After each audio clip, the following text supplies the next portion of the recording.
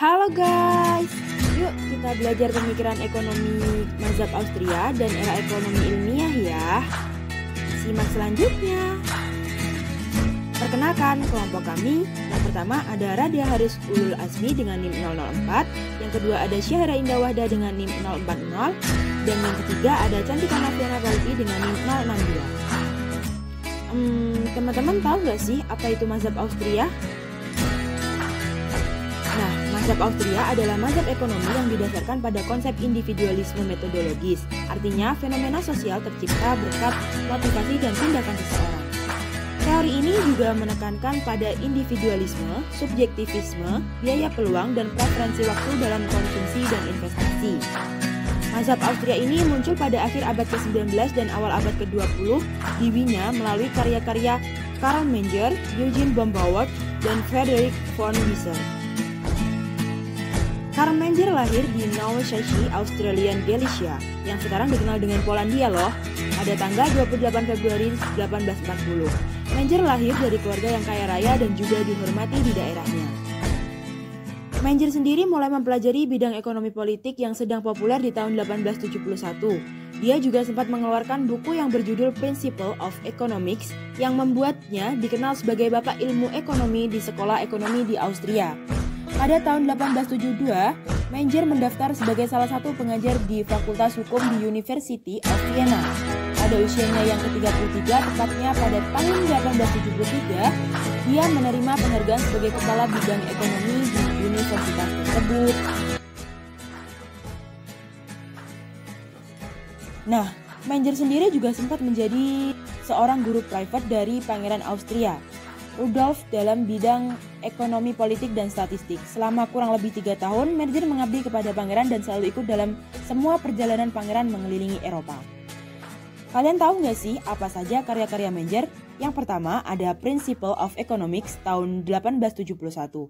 Yang kedua ada Investigation into the Method of Social Science with Special Reference to Economic pada tahun 1883. Yang ketiga ada The Error of Historism in German Economics pada tahun 1884. Dan ada yang keempat The Theory of Capital tahun 1888. Dan yang kelima ada Money pada tahun 1892.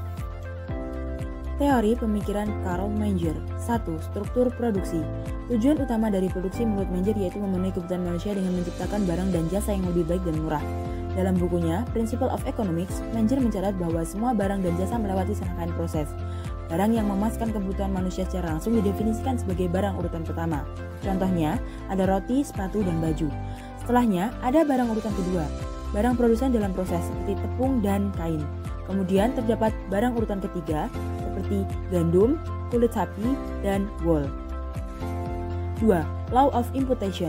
Pada teori ini, Menger menunjukkan sebuah prinsip umum, yakni permintaan untuk barang produsen urutan ketiga berasal dari barang yang terkait di urutan pertama. Ketika harga suatu barang jatuh sampai ke titik nol, kemudian apa yang akan terjadi dengan permintaan terhadap barang tersebut, alat-alat yang digunakan, dan tenaga kerja industrinya? Mereka juga akan kehilangan nilainya. Dengan kata lain, permintaan untuk faktor produksi akan tergantung kepada permintaan konsumen akhir. Nilai input jelas terkait dengan nilai outputnya. 3. Prinsip utilitas marginal. Menurut Menger, harga atau nilai dari suatu barang adalah didasarkan pada penggunaan marginal atau penggunaan selanjutnya yang terbaik. Dalam analisis ini juga terkadang prinsip biaya kesempatan atau opportunity cost. 4. Nilai subjektif. Menger menunjukkan bahwa ukuran nilai yang tidak berubah yang dilakukan oleh Ricardo dan ekonom klasik lainnya sudah tamat atau tidak ada. Nilai intrinsik adalah gagasan yang tidak masuk akal. Yang ada hanyalah nilai subjektif. Selanjutnya kita akan membahas tokoh Eugen. Nah, teman-teman, Eugen von Bombauer lahir pada 12 Februari 1851 di Republik Ceko dan meninggal pada 27 Agustus 1914 di Australia pada usia 63 tahun. Ia adalah seorang ekonom Austria yang memberikan kontribusi penting untuk pengembangan dari sekolah ekonomi di Austria. Setelah menyelesaikan studinya pada tahun 1872 di University of Vienna, ia masuk Kementerian Keuangan Austria. Dia memegang berbagai jabatan sampai 1880. Sampai ketika ia memenuhi syarat sebagai private dosen ekonomi politik di Wina. Kalian tahu nggak pada tahun 1872 Ia masuk Kementerian Keuangan Austria hingga lanjut menjadi anggota dewan dalam pelayanan keuangan di Wina loh. Kemudian menjadi Menteri Keuangan Austria pada tahun 1895 dan juga menjadi duta besar untuk pengadilan Jerman. Pada tahun 1907, ia menjadi wakil presiden. Wah, hingga dia menjadi presiden dari Academy of Austria. Karya-karyanya ada 1. Capital and Interest, Revolt, pada tahun 1884 dan sampai dengan 1889. Yang kedua ada Karl Marx. Teori pemikiran. Yang pertama ada teori nilai dan harga. Masalah nilai dan harga menyangkut hubungan umum antara barang-barang yang mengandung manfaat untuk memenuhi kebutuhan. Yang pertama, dalam tingkat pertama, hal ini dikaitkan dengan manfaat suatu barang dalam penggunaannya. Dalam tingkat kedua, manfaat suatu barang dikaitkan dalam proses tukar-menukar. Yang kedua, tentang distribusi pendapatan. Para pelaku aktif dalam ekonomi terbagi dalam beberapa golongan, yaitu A. Golongan angkatan kerja, B. Golongan pemilik tanah atau penguasa tanah, C. Golongan kapitalis, D. Golongan entrepreneur. Ketiga, tentang modal. Dalam teori pemikiran Eugen, modal diartikan sebagai sumber untuk memperoleh imbalan jasa yang digunakan untuk proses produksi secara tidak langsung. Ada tentang bunga, bahwa barang dan jasa yang tersedia pada saat ini lebih tinggi dibandingkan barang dan jasa yang baru akan tersedia pada suatu saat ke depannya. Terdapat 3 kontribusi penting dan analisis produksi yang menjelaskan mengapa suku bunga real harus positif. Di antaranya A. Argumen yang berdasarkan pada pertumbuhan ekonomi. B. Orang-orang yang mempunyai preferensi waktu positif. C. Produksi yang memutar dan juga proses yang lebih produktif. Dan yang kelima, tentang tabungan. Teori ini menekankan pada peran kritis dari tabungan dan investasi dalam meningkatkan pertumbuhan ekonomi secara teknis yang diukur dengan melihat kuantitas dan kualitas keberagaman barang dan jasa. Mazhab ini mendukung adanya tabungan dan bahkan menganggap bahwa tabungan yang tinggi ialah elemen terpenting dalam suatu pertumbuhan. Setelah Menger dan Eugen, tokoh yang terakhir di mazhab Austria adalah Friedrich von Wieser. Ia lahir di Wina pada 10 Juli 1851 dan menghabiskan masa kecil hingga remajanya di kota tersebut. Ia tertarik di bidang hukum, sejarah, dan sosiologi sejak masa mudanya. Wieser belajar hukum di Universitas Wina mulai tahun 1868. Kemudian ia melayani masyarakat sebagai pegawai pemerintah selama 10 tahun lamanya. Pada tahun 1875, Wieser diberikan beasiswa ke Universitas Heidelberg untuk belajar ekonomi politik.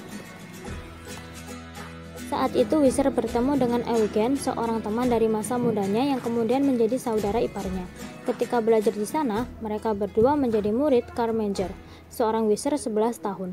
Meskipun baik Wieser maupun Bauer tidak belajar di bawah Menger secara langsung, mereka sangat terpengaruh untuk membaca buku Menger tentang prinsip-prinsip ekonomi, yang merupakan karya yang pada awalnya mengilhami kedua orang itu untuk belajar ekonomi politik. Ketiganya dianggap sebagai generasi pertama dari sekolah ekonomi Austria. Setelah habilitasi postdoktoral yang sukses pada tahun 1884, Wieser diangkat menjadi profesor di Universitas Charles dan baru dianugerahi kursi sebagai profesor penuh di alma maternya. Wieser terkenal dengan 2 karya utamanya. Yang pertama ada Natural Value dan buku yang kedua yaitu Social Economics. Teori pemikiran Friedrich von Wieser. Yang pertama, ekonomi sosial. Wieser merujuk pada urbanisasi yang berkembang, meningkatnya penindasan dan efek berbahaya dari ketidaksetaraan dalam kekayaan sebagai penyebab degenerasi sosial. Dan yang kedua, nilai alami. Wieser mengembangkan teori nilai utilitas marginal. Menurutnya, nilai berasal dari utilitas itu berasal dari kekuatan pemuasan keinginan barang. Dia mendefinisikan nilai alam sebagai salah satu yang ditemukan dalam komunitas pada tahap perkembangan yang tinggi. Ia mengembangkan konsep nilai guna subjektif dan nilai tukar subjektif. Dan yang ketiga, hukum imputasi nilai. Wieser membahas hukum imputasi nilai dalam bukunya yang berjudul Natural Value.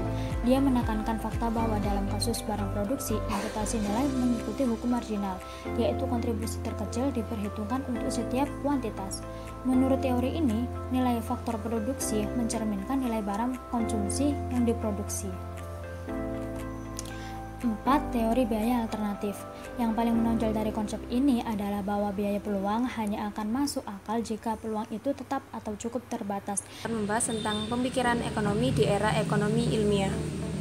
Pada era ekonomi ilmiah berawal pada tahun 1870. Pada tahun ini dianggap sebagai tahun revolusi Eropa dengan terbitnya buku The Communist Manifesto. Buku ini berisi tentang teori hasil pemikiran Marx. Namun, teori tersebut mendapatkan banyak tanggapan dari tokoh ekonomi seperti Jevons dan kawan-kawan. Namun, mereka menemukan hasil yang sama dalam buku tersebut. Kepuasan ini didapatkan dari pendekatan marginal. Tokoh-tokoh pada era ekonomi ilmiah yang pertama ada Alfred Marshall, yang kedua Vilfredo Pareto, yang ketiga William Stanley Jevons, tiga yaitu Francis Yestro Edgeworth. Alfred Marshall lahir di Burns Monday 18 Juli 1842. Ia adalah profesor di Universitas Cambridge yang terkenal. Ia disebut sebagai bapak teori ekonomi klasik.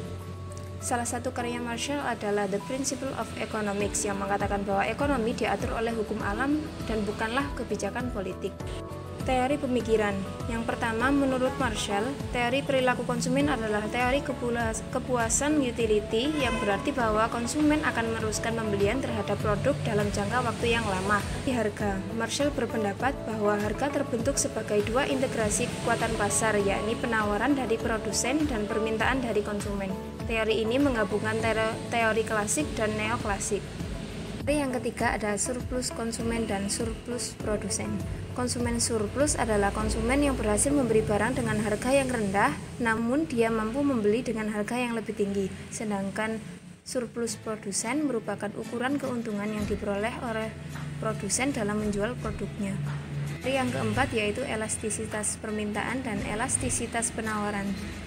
Elastisitas permintaan adalah pengaruh perubahan harga terhadap besar kecilnya barang yang diminta, sedangkan elastisitas penawaran ialah pengaruh perubahan harga dengan besar kecilnya jumlah barang yang ditawarkan. Kemudian teori yang kelima yaitu teori distribusi pendapatan atau modal. Tokoh yang selanjutnya ada Vilfredo Pareto. Ia lahir di Paris 15 Juli 1848 dari pasangan Raffaello Pareto, seorang insinyur Italia, dan Mary Battani. Pareto memiliki prinsip 80% berasal dari konsekuensi atau hasil yang muncul, sedangkan 20%-nya muncul penyebabnya. Tokoh yang selanjutnya ada William Stanley Jevons. Jevons lahir di Liverpool, Inggris 1 September 1835. Ia adalah pencetus revolusi marginalis, namun sayangnya hal tersebut tidak diakui oleh Marshall.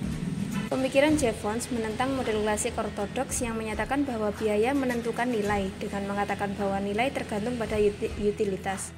Menolak doktrin Ricardian bahwa nilai ditentukan tenaga kerja atau biaya produksi.